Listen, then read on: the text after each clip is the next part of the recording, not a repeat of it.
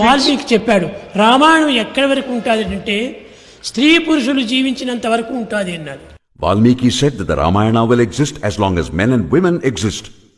అరణ్యములు నదులు జీవించేంత వరకు ఉంటుంది అన్నాడు.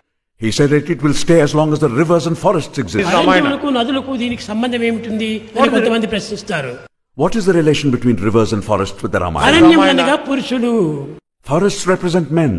నదులు అనగా స్త్రీలు. Rivers represent. కనుక నదుల వంటి వారు స్త్రీలు. So women are like rivers, తన దాహమును సర్వులకు అందించి quenching the thirst of all. అన్ని విధాల కూడా పరోపకారం చేస్తూ వస్తుంటారు.